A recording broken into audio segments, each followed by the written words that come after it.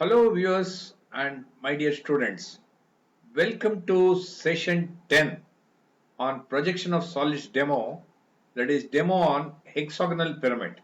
We have already completed 3 sessions on hexagonal pyramid and this is the 4th session. In fact, this is under projection of solids. This is the 10th demo. We have covered already square pyramid. We have already covered 3 sessions on pentagonal pyramid and 4 sessions on this hexagonal pyramid. This is the 10th session. We are doing projection of hexagonal pyramid using solid edge.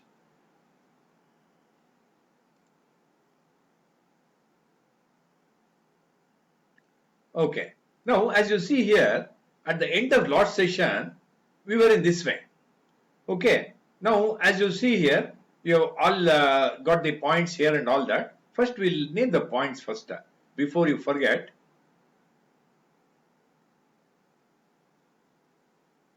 You have O dash,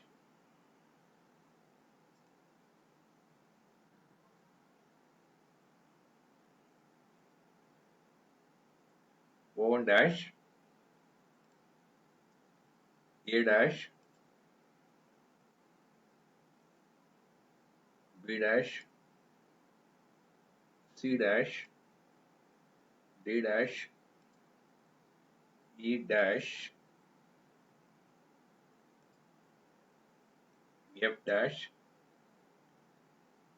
This I think is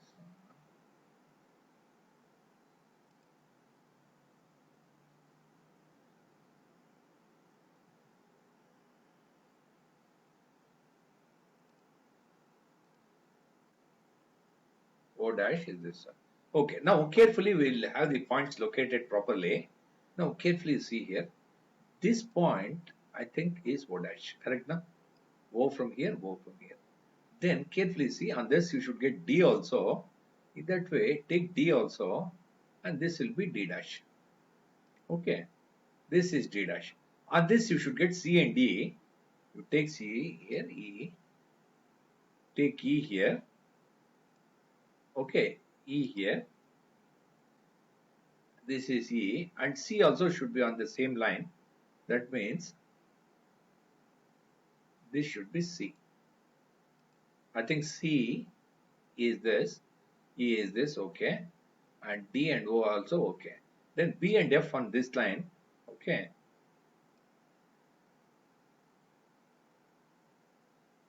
This is B point, B dash. This is F dash, F dash, F point. This is A point, correct now? This is A point. You get all the points, then only you have some confidence in doing it. Now what you do is, you see here, once you get all the points, as I said earlier, first complete the outer boundary of these points. Complete the outer boundary, okay, using these points.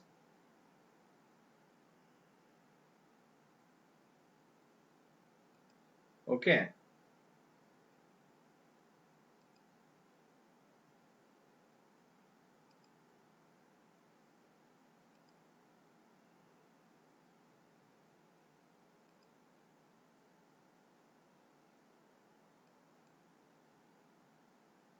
Okay, complete the outer boundary. This is anyway is the first step. If you want, you can still enlarge the area if you want, little bit. Okay. Now, once you do this, see here, I have completed the outer boundary.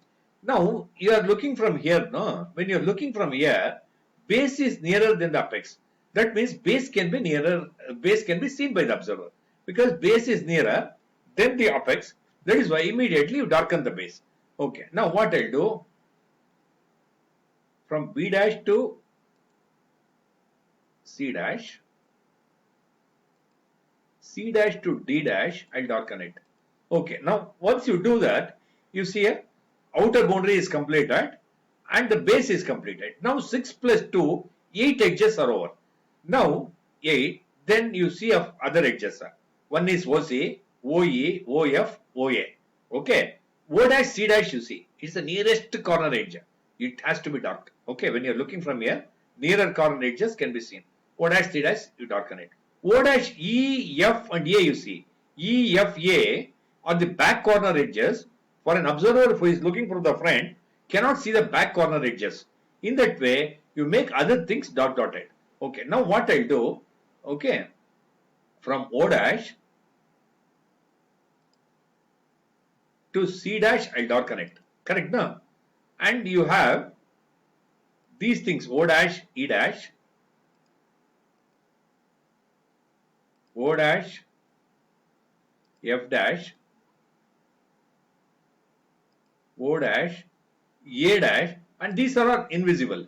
That is why you take this, click on this, and compulsorily you choose this dot format for invisible edges.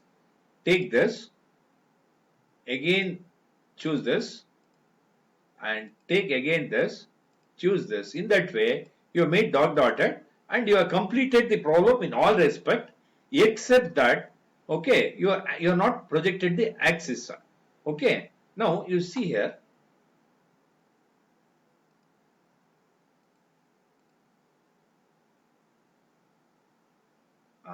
see here, axis is between A and D, in between. Okay, if you carefully watch here, you can select the midpoint. You can see the midpoint there. See here, it is actually the axis is between A and D. Now, if you are coming this way, now you get the midpoint. Okay, from here, you take the projector up. Okay, here you click it. Okay, once you click on this point is O1, this point is O1 dash. Okay, that means if you want to show the point you show, if you want to show the point, it is actually this point. I think it's perfect. Okay, now what you do know, this axis, if you are able to complete, it is 100% completion. They can't even deduce even 1 mark for this.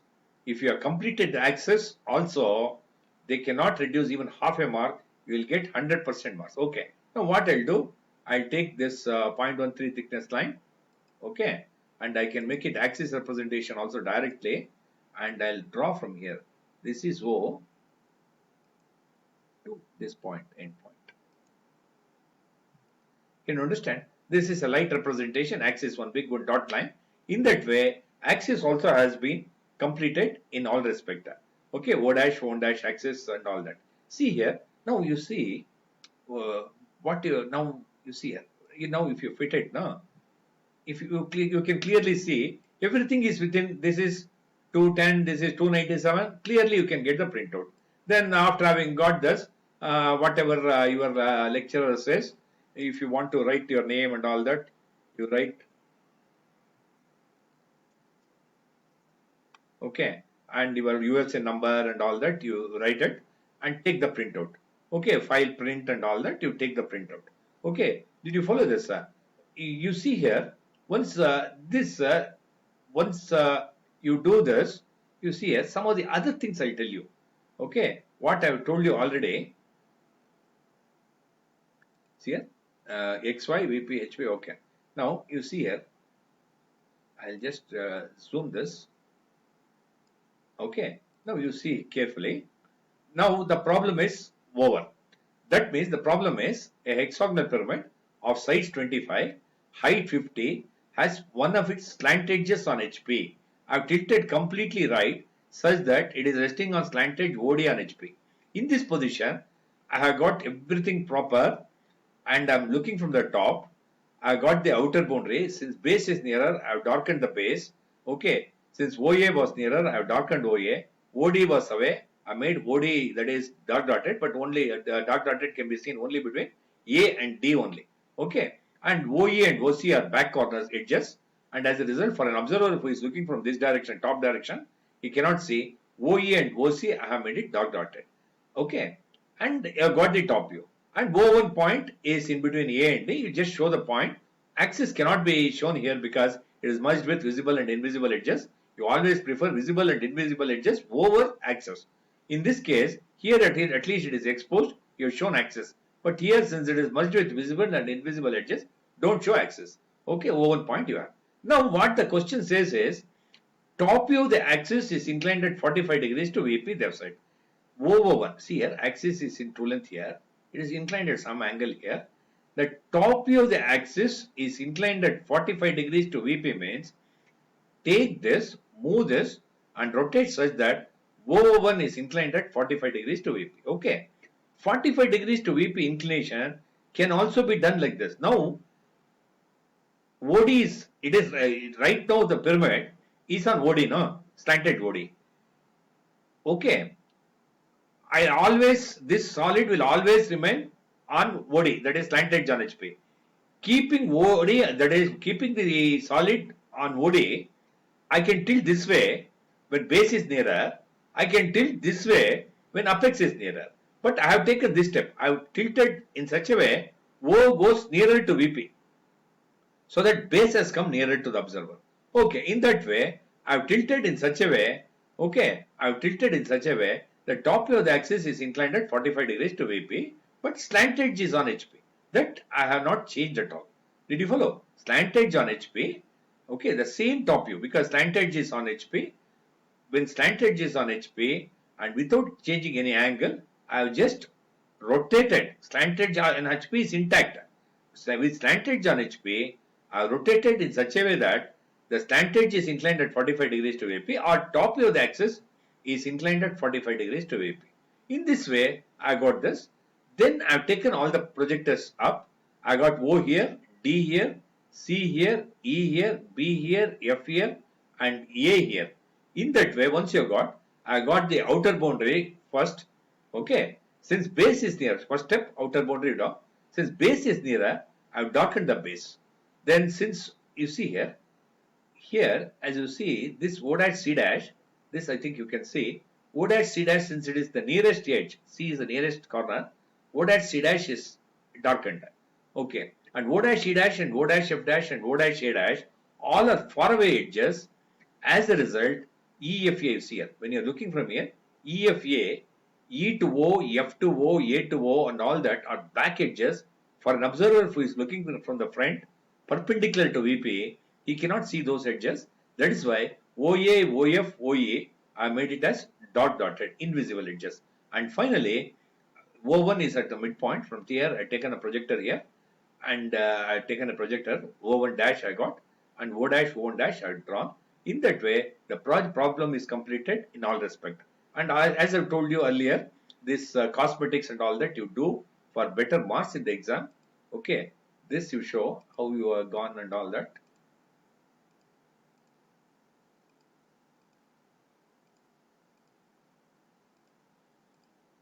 Okay, even here also.